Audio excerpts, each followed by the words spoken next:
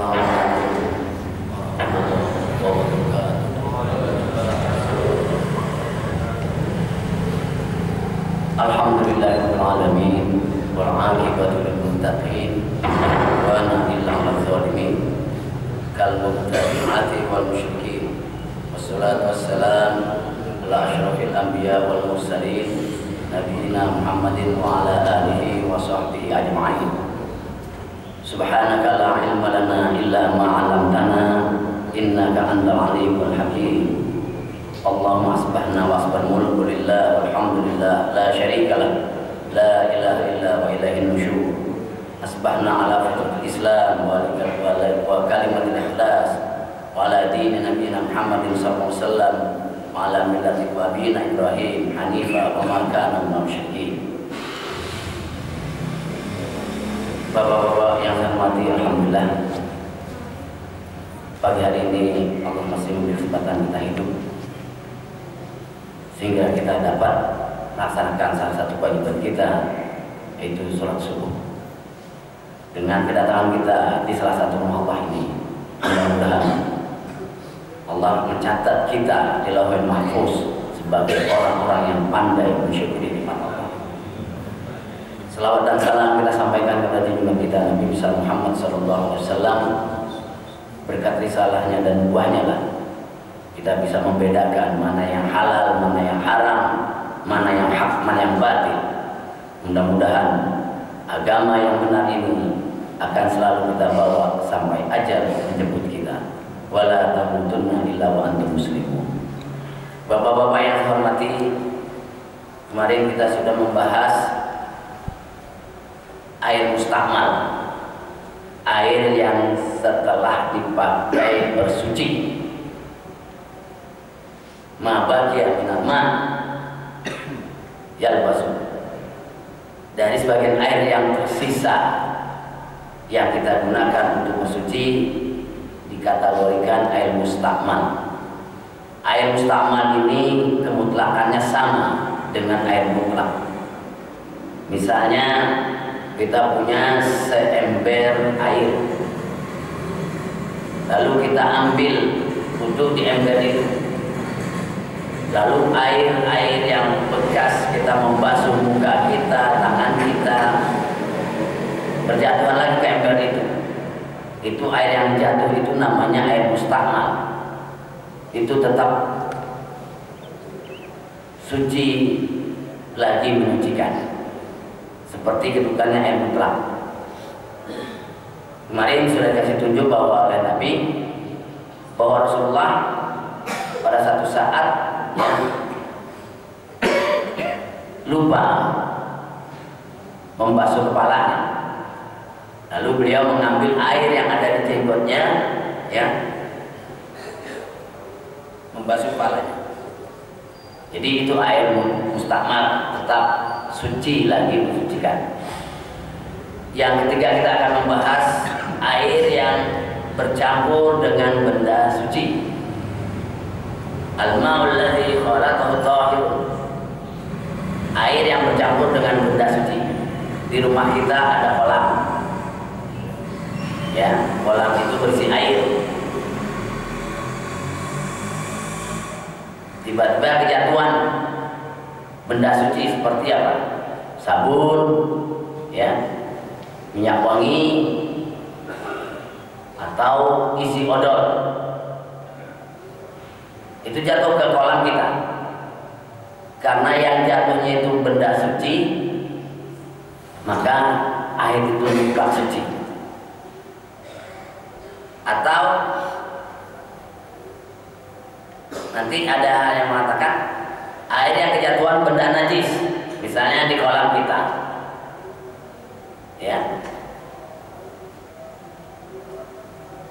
kejatuhan kotoran tikus,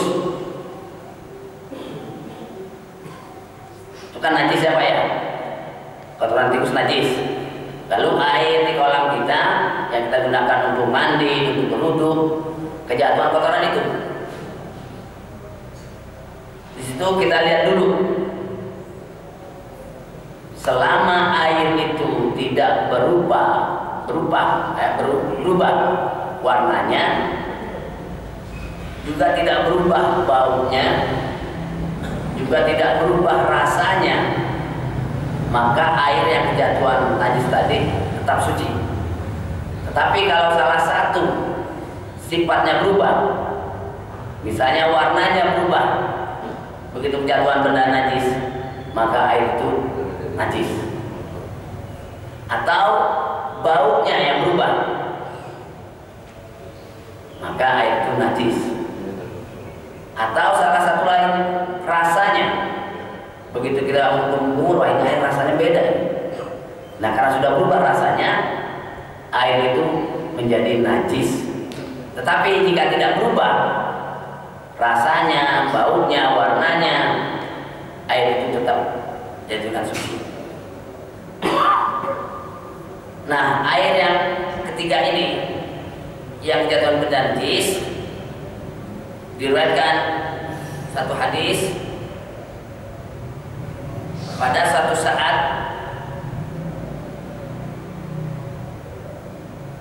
para sahabat Nabi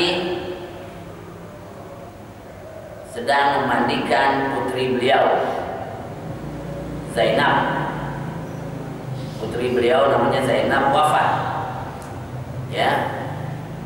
Lalu kata Nabi, irsil latha salasan au khamsan au aktsar min dzalik.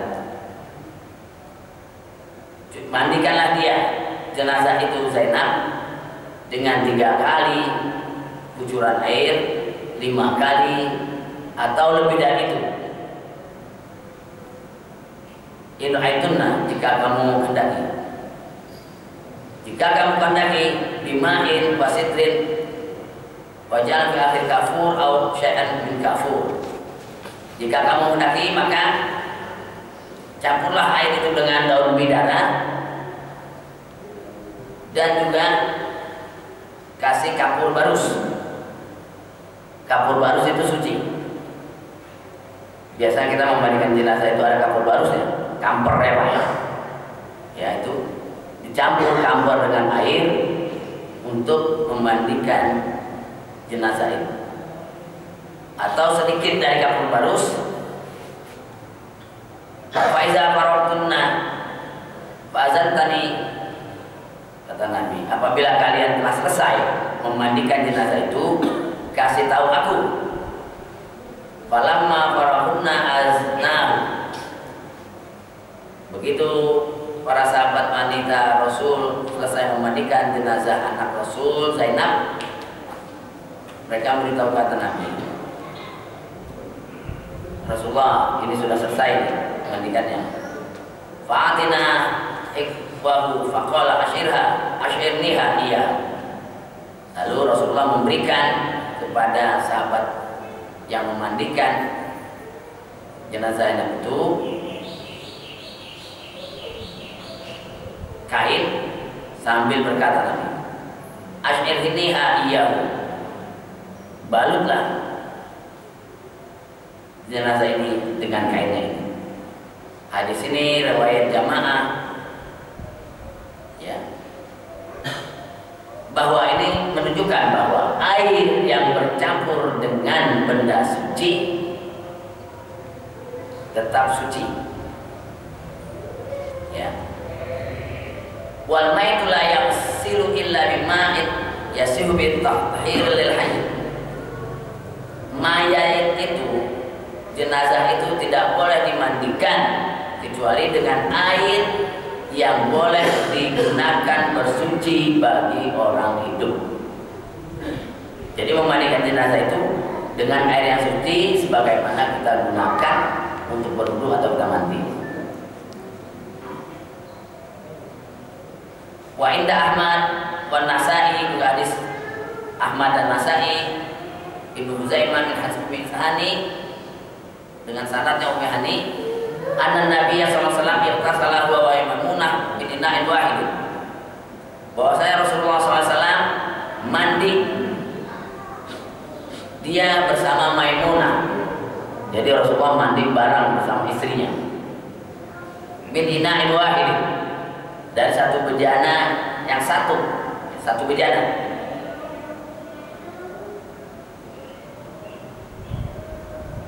qas'atun biha asarul ajin. Di bejana itu terdapat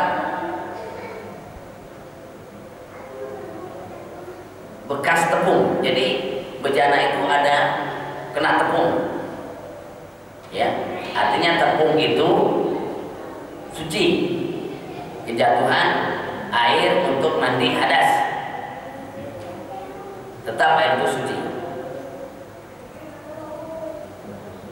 Ya. Jadi Nabi itu mandi janabah bersama Maimunah dengan menggunakan sebuah tempat air atau kolam, ya. Jadi mandi bersama-sama istrinya. Di sini diterangkan huwa wa Maimunah. Biasanya ini kalau hadis seperti ini Nabi telah melakukan hubungan badan dengan istrinya. Jadi beliau mandi bersama istrinya. Jadi beliau itu kalau mandi janabah bersama istrinya, ya, di satu tempat. Nah, di tempat itu ada sebagian ajin, tepung, bekas tepung. Jadi tepung itu ada di bejananya. Karena tepung itu suci, maka air itu tetap suci, boleh digunakan untuk bersuci, yaitu mandi hadas.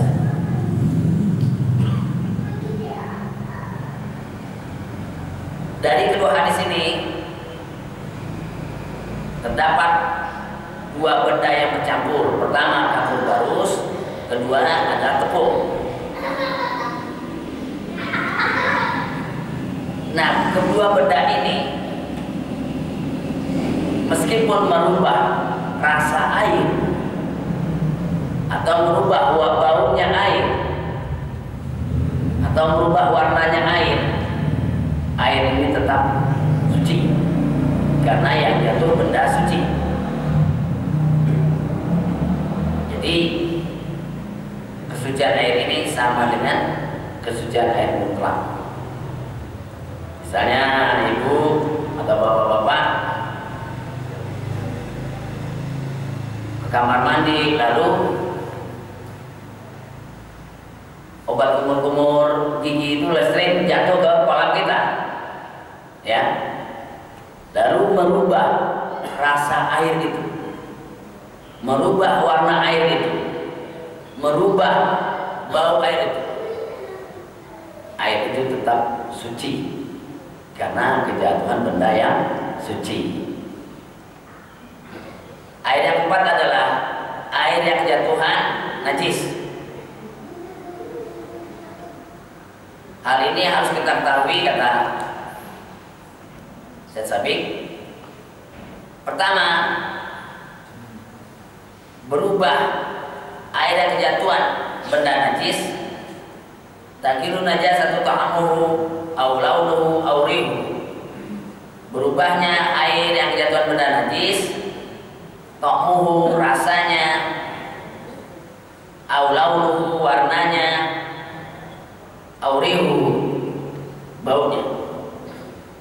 Apabila air yang kejatuhan benda najis ini berubah rasanya, warnanya dan baunya, maka benda ini, air ini tidak menjadi suci. Ijma ulama.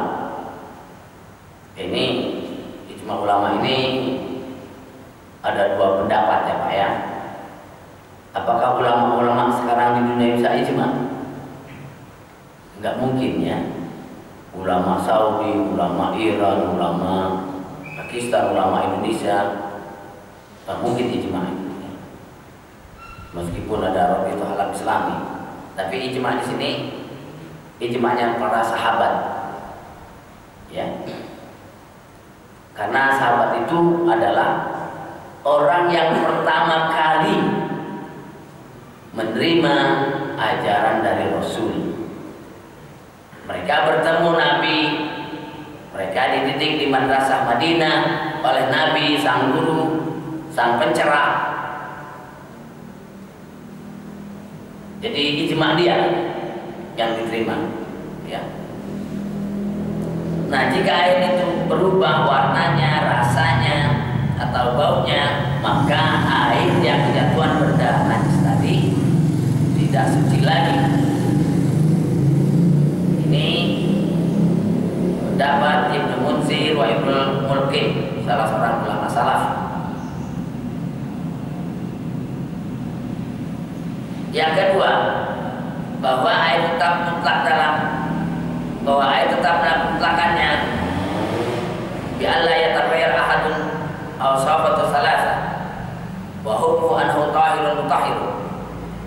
Apabila air kejatuhan benda najis tetapi tidak merubah salah satu sifatnya tadi, rasanya, warnanya, baunya tidak berubah, meskipun kejatuhan benda najis, wa hukmuhu annahu tahirun wa mutahhirun, maka hukumnya air itu suci lagi menyucikan. Apa bedanya suci lagi menyucikan? Air teh suci, boleh kita minum, tetapi tidak boleh untuk mencuci najis.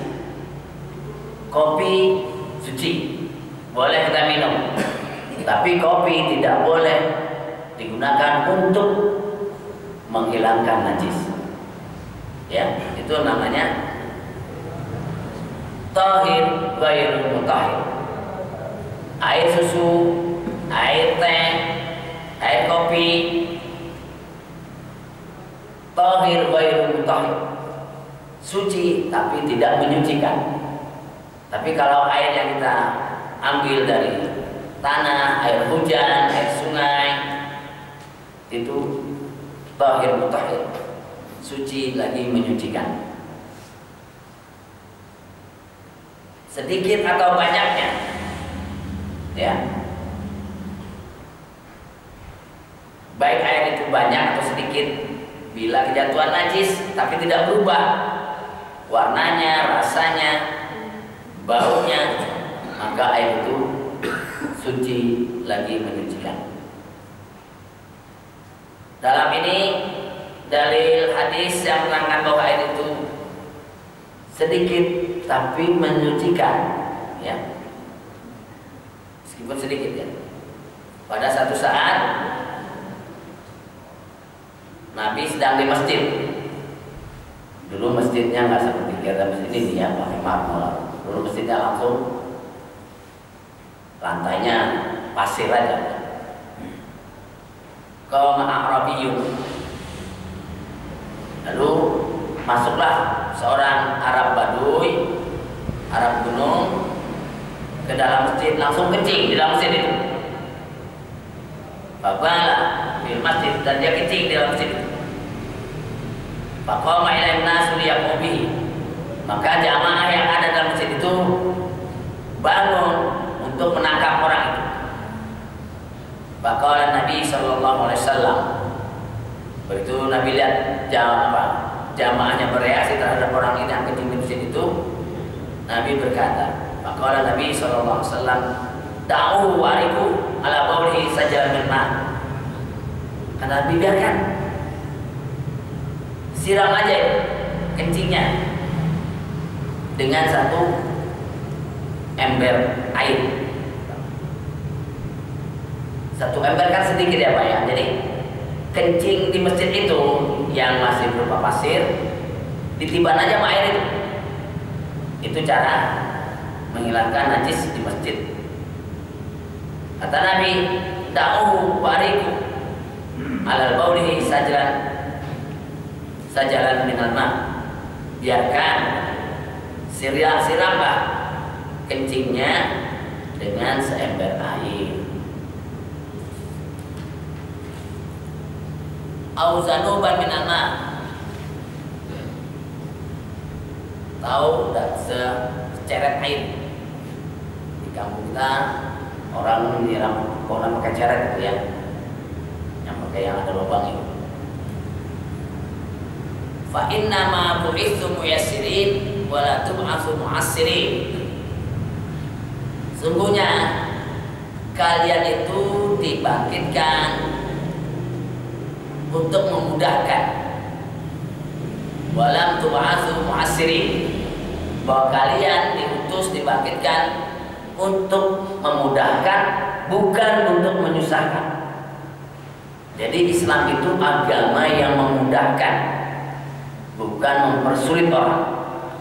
Ya, ya kemarin kita sudah tahu bahwa kalau nggak ada air sama sekali, bersuci kita adalah dengan debu. Kalau kita sakit, kata dokter nggak boleh kena air ini barang 3 hari. Ya udah tayamum. Ya. Karena kalau kena air, luka ini akan membahayakan. Ya udah kita tayamum selama 3 hari. Itulah Allah memudahkan.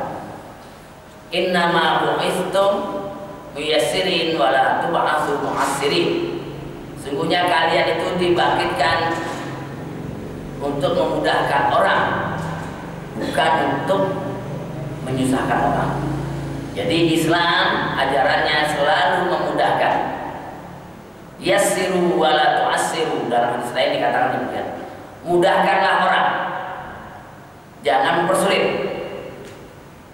Kalau di negara kita ini karena tidak diatur oleh aturan Islam, buat apa dipermudah kalau bisa dipersulit?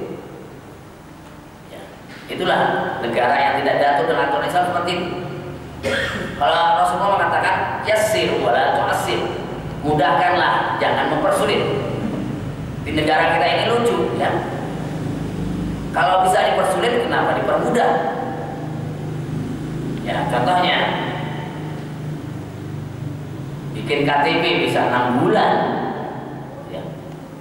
Padahal di daerah lain ada wali kotanya bisa, ya, di daerah Jawa mana itu, ya, seminggu selesai. Akte kelahiran seminggu selesai. Di Jawa Barat ini susah, ya, nggak bisa cepat ya. Nah itulah, ya, mereka tidak berkaca kepada ajaran Rasul. Yassir wa la tu'assir, mudahkan, jangan mempersulit. Islam juga seperti itu.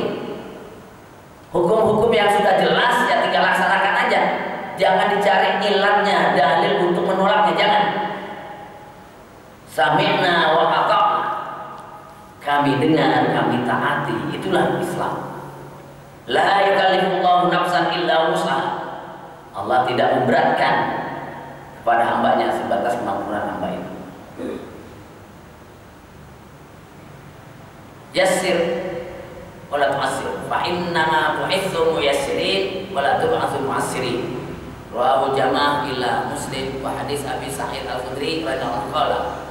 Qila ya Rasulullah, aw tawaddahu min fi'lil budu'ah. Ya Rasulullah, bolehkah kami ini berwudu dengan air dari mata air budu'ah? Mata air budu'ah ini ada satu tempat, ya, antara Madinah dan Mekah, ya. Faqala Rasulullah, al-ma'u tahurun la yanjus syai'un. Air di mata air budu'ah itu suci, tidak kelihatan najis sedikit pun. Jadi kalau kita di Indonesia itu apa ya? Kalau di daerah sana itu Tangerang, mata air namanya koyak. Nah, koyak itu kan airnya ada. Mata air yang dianggap oleh orang-orang musyrik di daerah Cirebon sana itu mata air 7, yang mereka punya keyakinan bahwa kalau kita bisa mencuci muka di air itu, katanya awet muda. Kalau yang belum punya jodoh, cepat jodohnya. Itu kepercayaan khurafat-khurafat yang ditentang oleh Islam, ya. Jadi air mata air itu, kata Nabi, al-ma'u tahurun la yanjisu syai'un, air itu suci, tidak najis dengan sesuatu.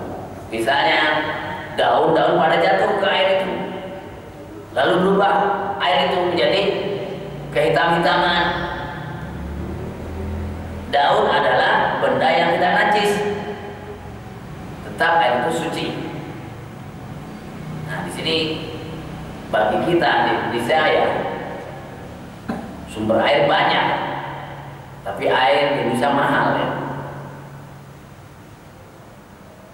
Kalau di negara yang mata air sedikit, air minum mahal ya wajar.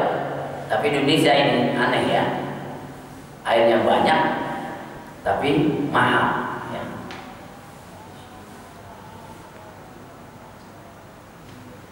Al-ma'u tahurun la yunajjisu syai'un. Rawahu Ahmad wa Syafi'i. Hadis ini riwayat Imam Ahmad, juga Imam Syafi'i meriwayatkan hadis ini dalam musnadnya. Jadi Imam Syafi'i punya musnad Syafi'i, Imam Ahmad punya musnad Ahmad, Imam Malik punya Muwatta. Ya. Juga Abu Daud meriwayatkan hadis ini, Nasa'i wa Tirmidzi. Hadis Bi'run Mudha'ah ini kata Imam Ahmad sahih. Juga hadis ini disahihkan oleh Yahya bin Ma'in wa Abu Muhammad ibn Hazm. Hadis ini juga disahihkan oleh Ibnu Ma'in dan Muhammad ibn Hazm. Juga Imam Ahli Sunnah wal Jamaah Hasan Al-Basri berpendapat seperti itu. Juga Ibnu Abbas, Abdullah bin Abbas, Abu Hurairah, Ibnu Musayyab, Ikrimah bin Abu Jahal ya. Jadi Abu Jahal yang kafir, anaknya mukmin. Ikrimah itu anak Abu Jahal, bapaknya kafir, musyrik, tapi anaknya mukmin, sehingga dia salah satu panglima Islam pada zaman Khalifah Abu Bakar atau Umar bin Khattab radhiyallahu anhu. Wa Ibnu Abi Laila wa Tsauri, Imam Tsauri, dan juga Daud Az-Zahiri, Imam Daud Az-Zahiri, wa Imam Nakhai, Malik wa ghairi, dan lainnya mengatakan bahwa air sumur bid'ah itu adalah suci, menyucikan. Wa amal hadis Abdullah bin Umar radhiyallahu anhu, adapun hadis tentang Abdullah bin Umar, anna Nabi sallallahu alaihi wasallam qala, "Idza kana al-ma'u qullatayn lam yahmal khabath." Apabila air itu 2 kullah, maka air itu tidak najis. Nah, hadis tentang 2 kullah ini kita sering dengar ya Pak ya. Air 2 kullah itu. 2 kullah itu berapa sih ukurannya? Ya menurut fikih-fikih klasik yang kita baca, ukuran dari tangan kita ini sampai sini, lebarnya segini, dari ujung sini sampai sini, lebarnya. Panjangnya juga segini dan segini. Dalamnya juga dari sini sampai sini. Jadi kalau kita ukur, mungkin ini ada 60 cm. Jadi panjangnya 60 cm, lebarnya 60 cm, dalamnya 60 cm. Itulah air ukuran 2 kullah. Tapi hadis tentang air 2 kullah ini, kedudukan hadisnya muttarib, guncang. Di sanadnya itu gak jelas siapa perawi hadis ini yang menyampaikan hadis ini, juga matan hadis itu. Jadi para ulama di sini seperti Hasan Al-Basri, Ikrimah, Daud Az-Zahiri, Malik, Nakhai, Tsauri, Abu Laila tidak menjadikan hadis 2 kullah ini sebagai hadis hukum air. Makanya Imam Ghazali dalam kitab Ihya mengatakan, alangkah baiknya pengikut mazhab Syafi'i menggunakan hukum air pengikutnya Imam Malik. Imam Ghazali sendiri ada dia bermazhab Syafi'i, tapi dia menganjurkan agar pengikut-pengikut mazhab Syafi'i memberi hukum air seperti mazhab Malik memberi hukum itu. Sedikit atau banyaknya, kurang dari 2 bulan, maksudnya air itu tetap suci menyucikan. Tapi kalau kata mazhab pengikut Syafi'iyah, air yang kurang dari 2 bulan tidak bisa digunakan untuk bersuci. Itu hadis tentang 2 bulan ini adalah hadisnya mutharib, kata muhaddisin, kata doktor hadis ya. Muhaddisin itu adalah pembedah hadis. Bahwa mutharibun musanadan wa matnan. Hadis ini mutharib, goncang sanadnya juga matanya.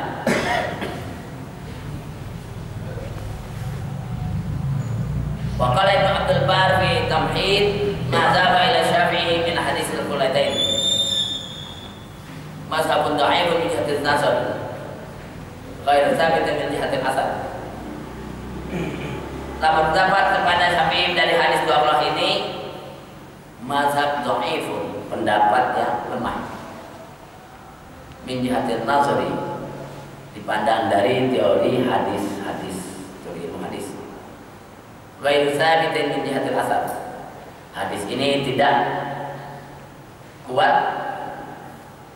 tidak ditetapkan dari jihad asarnya. Jadi para sahabat tidak pernah menentukan hadis 20 ini, ya.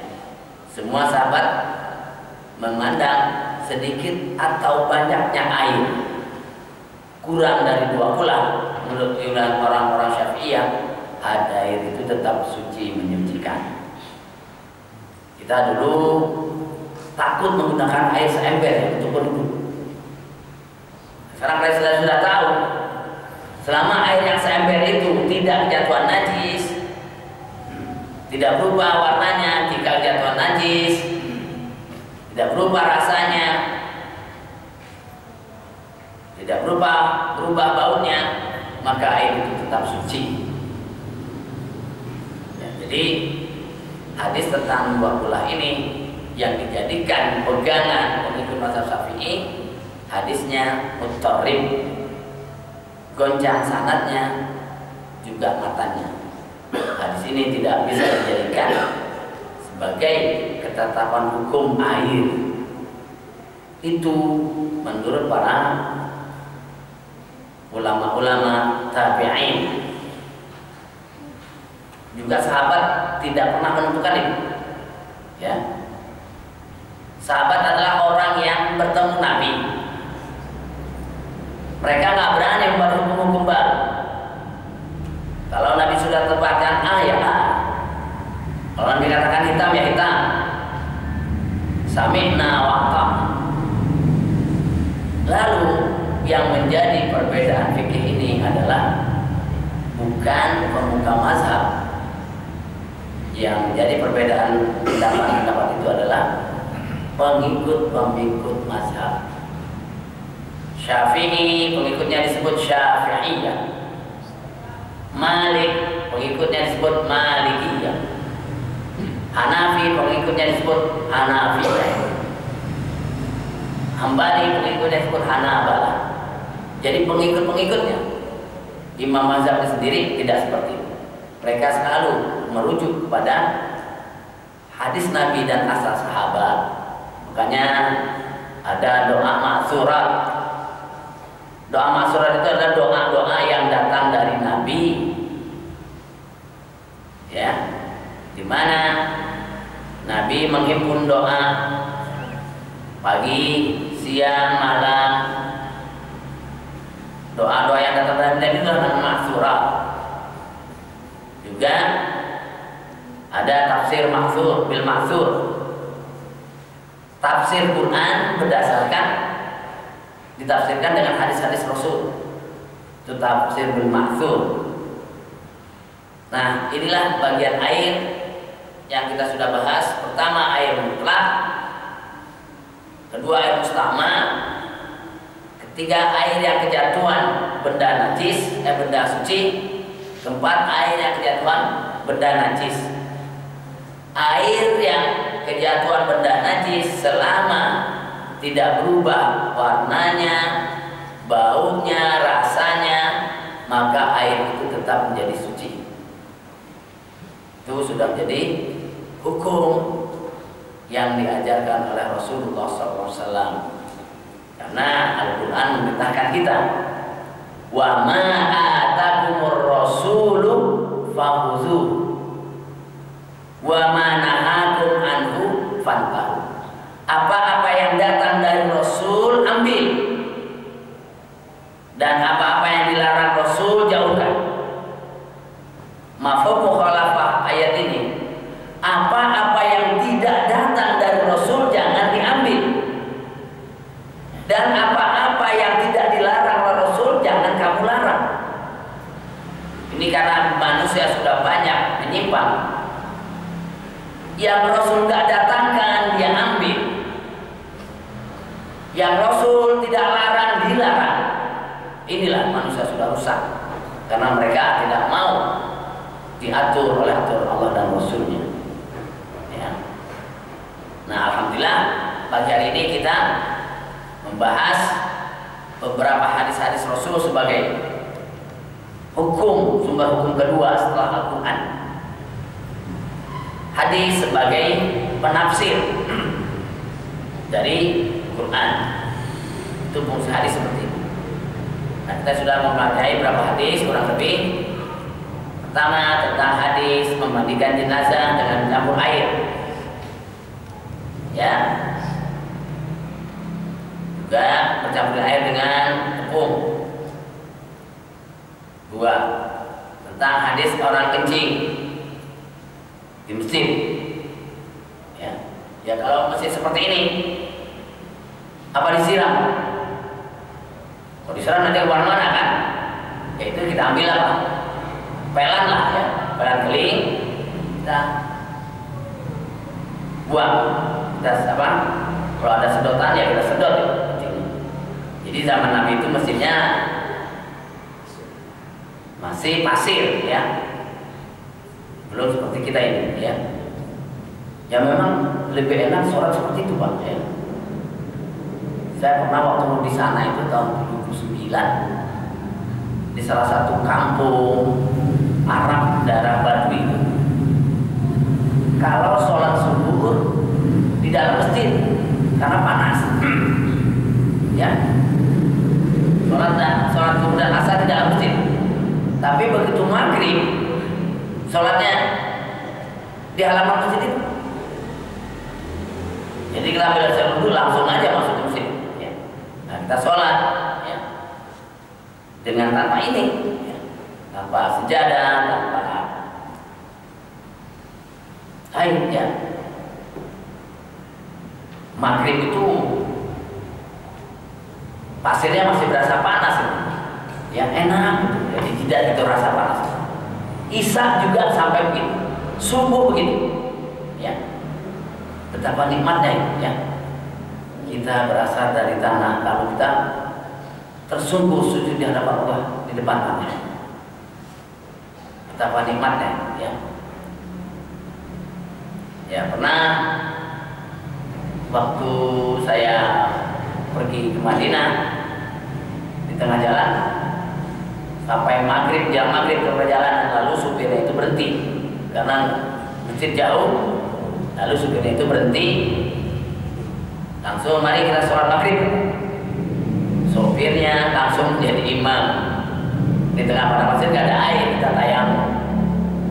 Sebab betapa nikmatnya ya kalau rata-rata supir di Indonesia seperti itu, ya.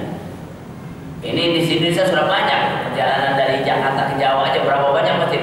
Tapi memang dasar supirnya dablak, masjid liwat aja, ya. Itulah ya karena kembali keimanan itu, ya. Nah betapa nikmatnya itu, ya. Kita sholat seperti itu, ya. Kita rasakan bagian bumi Allah, di mana jidat yang Allah ciptakan untuk kita ini kita gunakan untuk sujud kepada pencipta sang pencipta itu. nikmat betul ya. Ya ini sudah kita bahas bermacam-macam air. Lalu kita akan bahas nanti masalah najis ya, najis. Nah ini nanti kita akan bahas najis kotoran hewan yang dimakan dagingnya. Najis atau enggak kotorannya? Ayam, bebek, burung, onta, kambing, sapi, kerbau, kencingnya dan kotorannya najis tidak? Nanti akan kita bahas bulan depan. Mudah-mudahan Allah memberi kesempatan kita untuk hidup sehingga kita dapat menemui Ramadan. Allahumma sallimna ila Ramadan wa sallim lana Ramadan wa tasallam minna mutaqabbalan. Ya mungkin bapak-bapak Anda mau bertanya silakan. Kita sebentar lagi ya, karena pengurus akan pergi ya, mau ada undangan karena imam rawatib kita akan nikah. Di lebih lihat jadi pengurus akan berangkat ke sana. Ya mungkin ada yang mau bertanya sebelum jam 6 ini ya, kita silakan bapak ataupun ibu yang akan bertanya.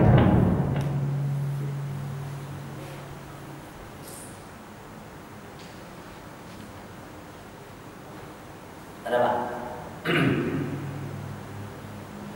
Ya.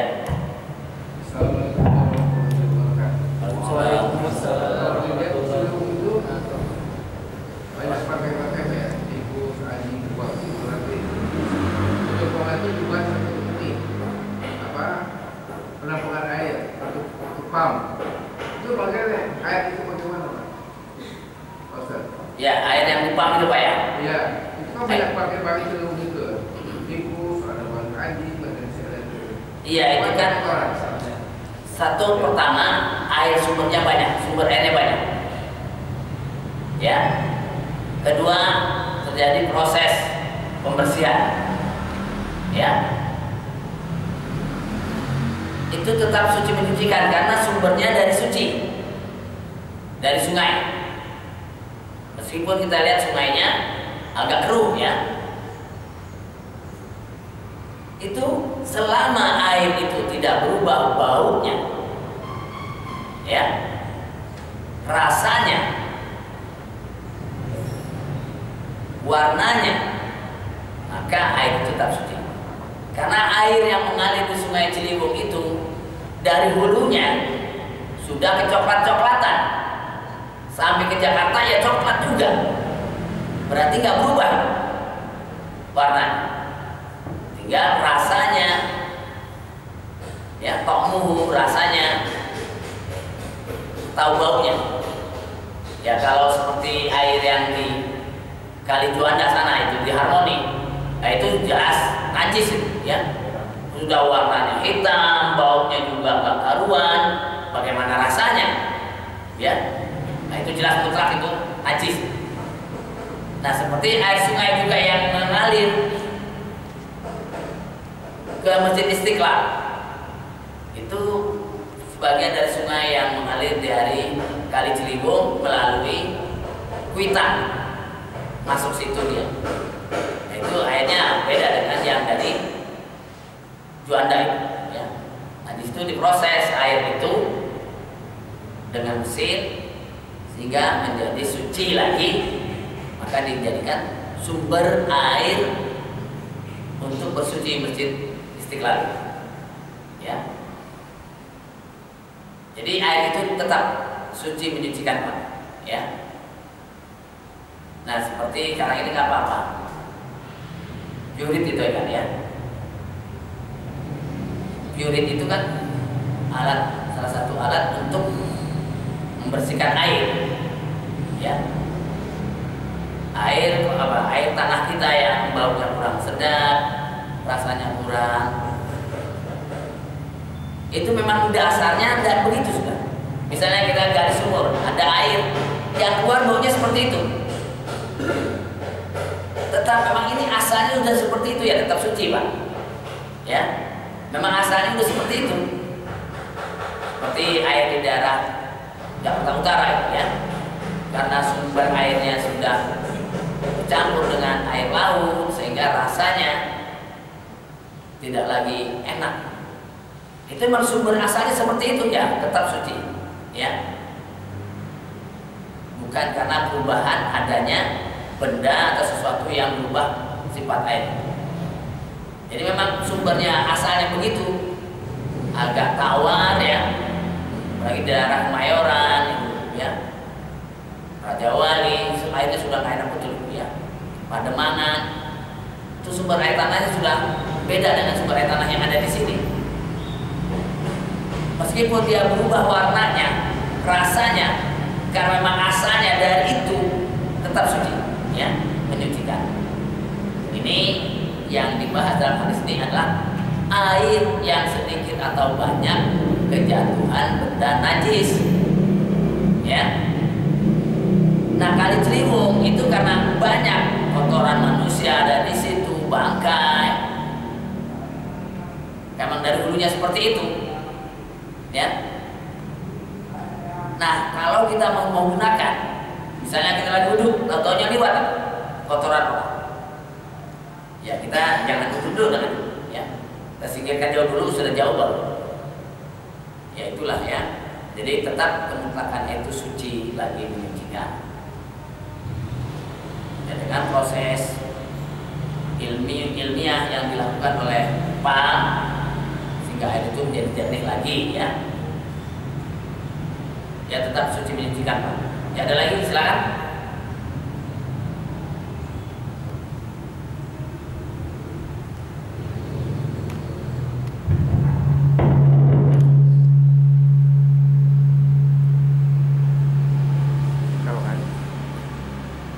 Udah Pak ya. Kalau ada lagi mari kita tutup kajian kita dengan membaca surah Fatihah. Mudah-mudahan dengan surah Fatihah yang kita baca ini Allah membukakan pintu kemudahan bagi kita. Allah bukakan pintu keberkahan bagi kita. Dan Allah tetapkan iman dan Islam kita sehingga kita termasuk orang-orang yang istiqomah di jalannya. Ala haziniyah wa ala kulli niyatin shalihah. Al-Fatihah. A'udzubillahi minasyaitonir rajim. Bismillahirrahmanirrahim. Alhamdulillahirabbil alamin arrahmanir rahim maliki yaumiddin. Iyyaka na'budu wa iyyaka nasta'in. Ihdinas siratal mustaqim. Siratal ladzina an'amta 'alaihim ghairil maghdubi 'alaihim waladdallin. Mari kita tutup kajian kita dengan membaca hamdalah. Alhamdulillahirabbil alamin. Subhanakallahumma rabbana wa bihamdika asyhadu an la ilaha illa anta astaghfiruka wa atubu ilaik. Billahi taufiq wal hidayah. Wassalamualaikum warahmatullahi wabarakatuh.